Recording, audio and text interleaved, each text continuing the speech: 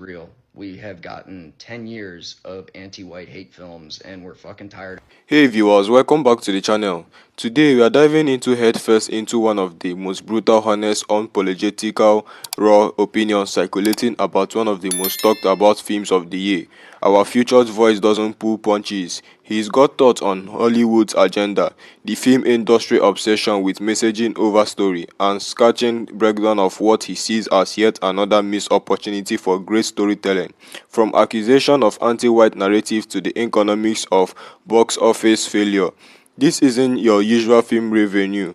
Buckle up, whether you agree or not, this is a perspective you won't want to miss or ignore. Let's get into it. Nobody, literally nobody, is struggling to understand the film. They just don't want to go see it. Yes, the hate is real. We have gotten 10 years of anti-white hate films and we're fucking tired of it, and people aren't going to continue to pay to go and see shit that wags a finger at them. People are kind of tired of the whole white people evil, racist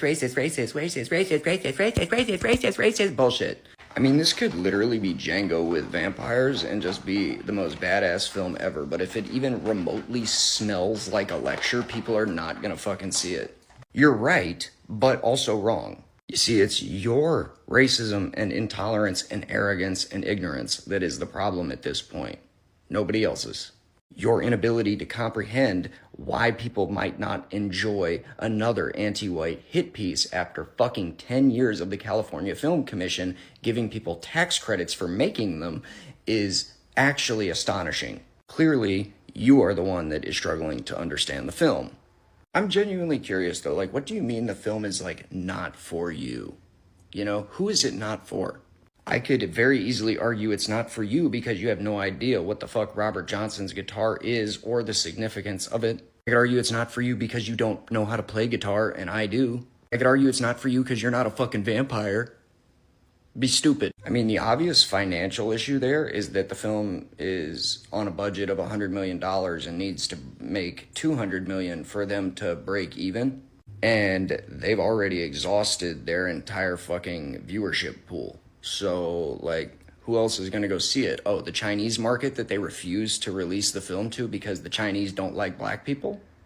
Them? No, they're not going to go see it. The white people that you make blatantly racist and look horrible in the entire film? Nope, they don't want to go fucking see it. Maybe y'all should retool that trailer and make it not look so anti-white. Maybe you should stop bitching about racism every time you get a chance for a movie to be greenlit and actually write a good story, like, you know, something that was really about Bobby Johnson. Like, I don't know how many times I have to say this to people. Like, nobody fucking cares. To make a film about OG Bobby Johnson, like the real OG Bobby Johnson, and his cursed fucking guitar and his pact with the devil could have been a fantastic premise if it wasn't just some way to lead into white people are evil. Like, sorry, dog, we've seen this shit before. We don't want to fucking watch it for the 8 millionth time. On top of hearing it on Twitter, TikTok, and fucking every social media goddamn platform there is, because you guys have turned them all into fucking safe spaces where anyone with an opinion that is different than yours gets banned for hate speech. Funny how you guys love diversity so much until it's actually diversity of thought. You know, something of significance. Like, I don't even know why the fuck I got a notification that this dude made this video, okay? All he did was glaze the shit out of it in his initial review. And, like, bro, to act like Mr. Wakanda Forever is the next fucking Spike Lee is actually an insult. It's not specifically an insult to Spike Lee because of the color of his skin. It's an insult to his ability to make a good film. So we're clear, this is the portfolio, the massive, diverse portfolio that Ryan Coogler's working with. And with financial successes, he is 2 for 3 right now. Maybe. Attributing Black Panther's success to Coogler himself is hardly honest. But it would also be unfair to put Wakanda Forever as a failure in his book too, because those are both Disney Marvel films where his hands are tied. Sinners, on the other hand, is all him. I mean, for fuck's sake, dude, this guy has not made a single film without Michael B. Jordan. And Creed did not get the clout that it got because of Michael B. Jordan. Michael B. Jordan got the clout that he got because of Creed, and Creed got its clout because it was a Rocky spinoff with Rocky in it. Notice how the two following movies are not listed here. They did not do well either. When I say did not do that well, I'm saying this was $1 billion movie when he made it. And he made it on the same budgets, more or less, that movies like Creed 3 had, right? Or Creed had, or whatever the fuck. Like, he's making these movies on $100 million budgets. I think he had a little bit more with Black Panther because, again, Disney Marvel. Yeah, so I just checked $200 million for Black Panther, and I think they actually gave him close to $300 million for Wakanda Forever, which is insane considering it was such a massive fucking bomb. Sorry, I had to take multiple pictures for Spike Lee's profile and his portfolio, but as you can see, he does not just make black films. For example, Old Boy is actually an adaptation of, I believe, a Korean film of the same name, of the exact same premise, and I think Spike Lee did a great job there. What you can see from this portfolio is that Spike Lee does not specifically make black films, Spike Lee makes urban films. And Spike Lee doesn't just constantly portray black people as this overt positive and white people as this overt evil. Okay? Spike Lee actually makes diverse films. There it is. There it is. There it is. So you go into your little tirade about Ryan Coogler's massive portfolio. Okay. And you want to talk about, well, the two Marvel films don't count because it's Marvel. His hands were pretty much tied. Were they, though? Were they? Do you think Marvel and Kevin Feige are going to give millions of dollars to a director for what is basically amounts to one of their tentpole films if he's not good at what he does? Let's look at that list, shall we? Because I know you probably have not watched any or all of those fucking films. So let's go ahead and talk about them. Fruitvale Station, the true story of the murder of Oscar Grant, which was an impactful, very impactful fucking film. So good, so very fucking good, that Ryan Coogler's name was being brought up for awards for that film. Whoo, there, you're 0 for 1 already. Creed. That was Ryan Coogler breathing life into a dead ass franchise. How many more times are we going to watch Rocky Balboa get his ass into the ring? And so considering the fact Sylvester Stallone doesn't even own the fucking rights to that movie, it was dead. It was fucking dead. And then Ryan Coogler said, you know, there's a story there. We could tell the story of a child of Apollo Creed. We could bring Rocky in as his trainer.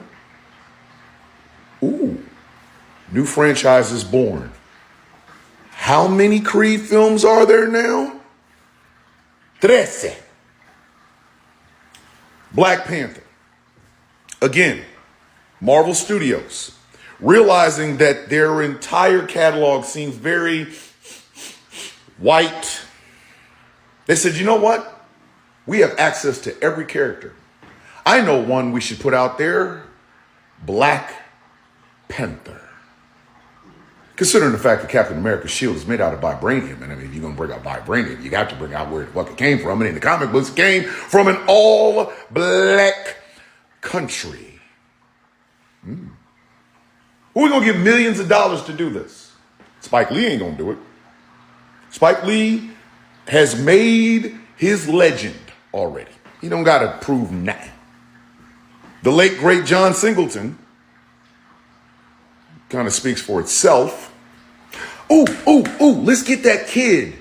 Let's get that guy that did that Fruitvale Station.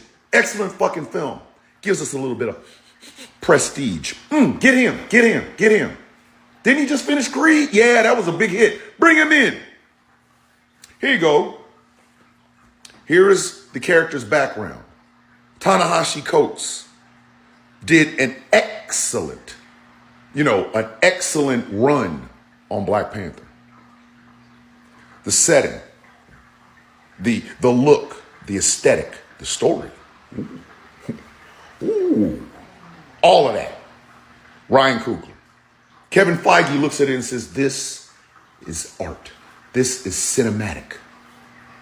Wasn't that movie nominated for an Academy Award? Oh shit! Look at that! Look at that! Nominated for an Academy Award. The first superhero film to do that. Wakanda Forever, the sequel to this massive billion-dollar, critically acclaimed movie. A celebration of life of the main character. A celebration of life to one Chadwick Boseman. Oh, and see, Ryan wasn't done with y'all. Nah. He's gonna bust you upside your head with some shit, wasn't he? Ooh, let's bring in Talokan and Namor. Ooh. Bringing back that Spanish history, bringing back that history of native people, native Spanish-speaking people. Ooh. Nasty. Now you got a combination you cannot fucking believe, because what did he also do? He went and found himself authenticity amongst the characters from Talokan. And now we have Sinners, which is the one that you really don't.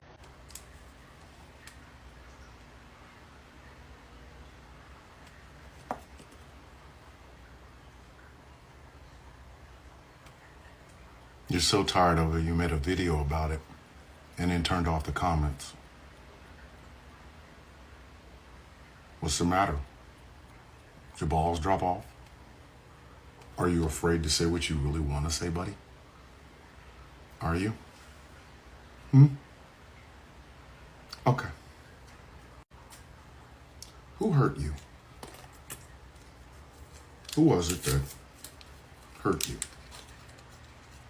Who was it that made you feel like you were inadequate? Had to be somebody, right? Had to be somebody that made you feel like you were inferior. Because that's the only reason that you would have brought yourself on Ryan Coogler's internet using Michael B. Jordan's Wi-Fi in the year of our Lord Angela Bassett to say something as stupid as this. Who hurt you? What happened? Something had to happen, right? 10 years of anti-white hate?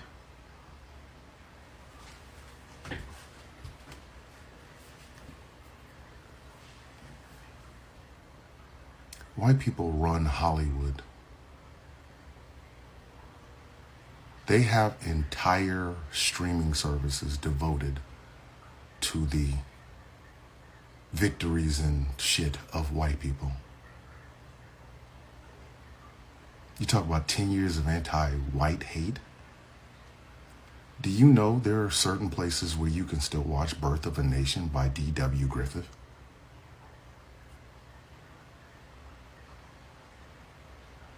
That's all celebrating whiteness. So I'm genuinely asking, who hurt you?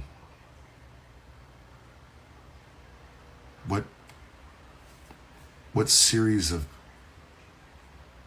decisions led you hurling into this? You were so confident that you turn off the comments because you don't want to get roasted in your own comment section. complaining about a movie about vampires, and you say that's anti-white hate and nobody's going to see it? It's the #1 film in America right now. I just got home from watching it. Who hurt you? And follow up, you know the MCU is filled with white guys. I mean, unless you don't count the Hulk, because he's green, but bunch of superheroes. The DCEU is filled with white men. Unless you count Wonder Woman, but she's Themysciran, and if you count Aquaman, we can't count Aquaman. He's from Atlantis. You know, Tom Cruise is still making Mission Impossible films. You had 4 John Wick films. 1, 2, 3, 4. What is this anti-white hate you're talking about? Who hurt you? I'm really curious. Who was it that hurt you? Anti-white hate? Hollywood is filled with white people. Do you remember what this year's Best Picture winner was? Do you? You probably don't. Do you know what last year's Academy Award-winning film for Best Picture was? You probably don't. In both instances, white people. It was sprinkled all over the cast and crew and cameramen.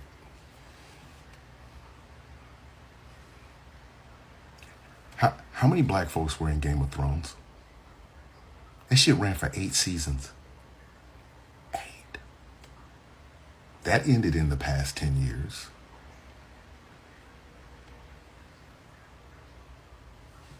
How many seasons of Yellowstone is it?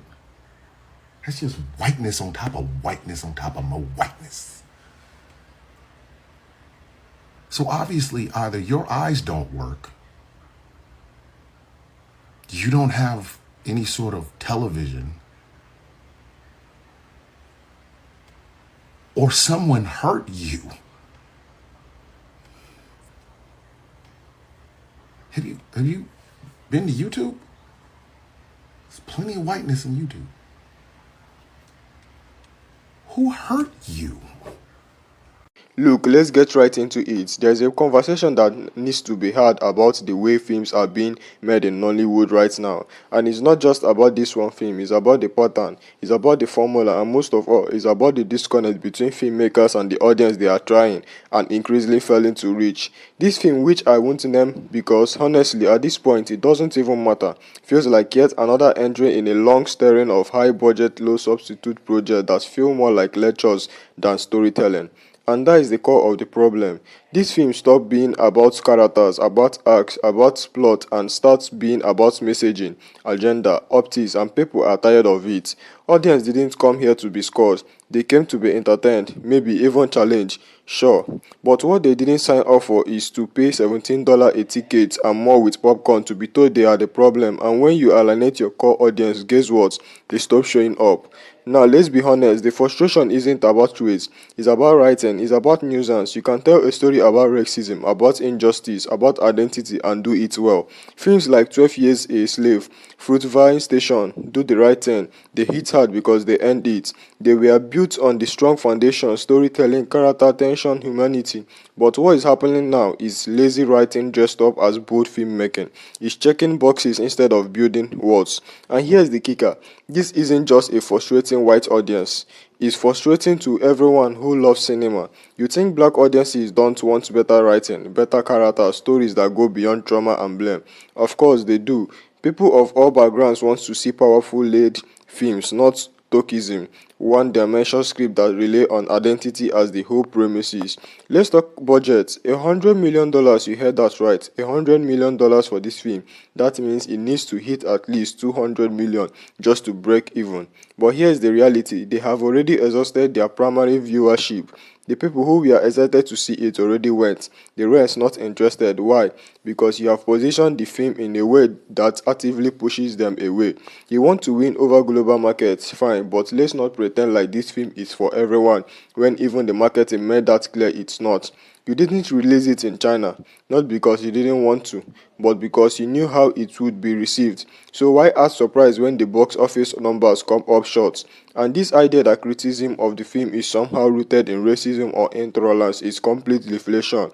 Not liking a film because it's bad, structurally, narratively, or emotionally is not racism, it's critical. And when you label every dissenting voice as part of the problem, you shut down actual dialogue. You make the industry worse, not better.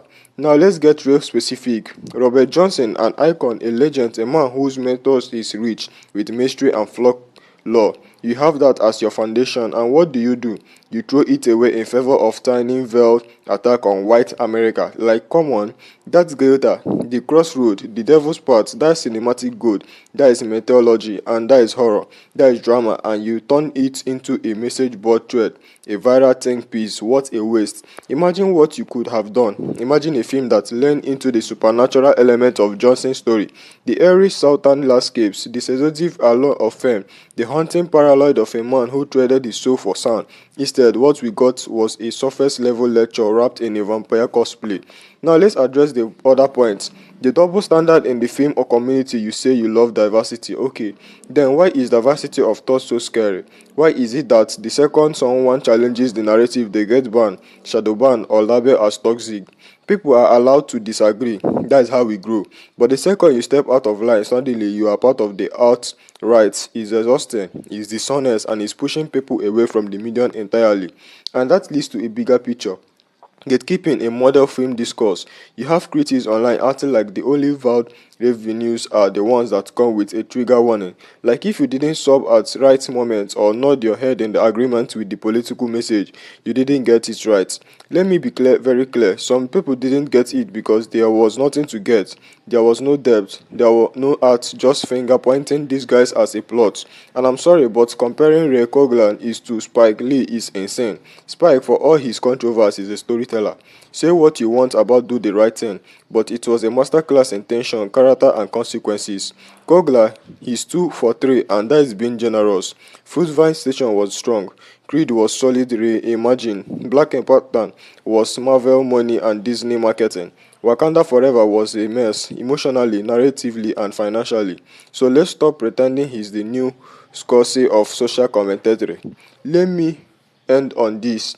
Hollywood, get back to basics. Tell stories that matter because they resonate, not because they trend on Twitter.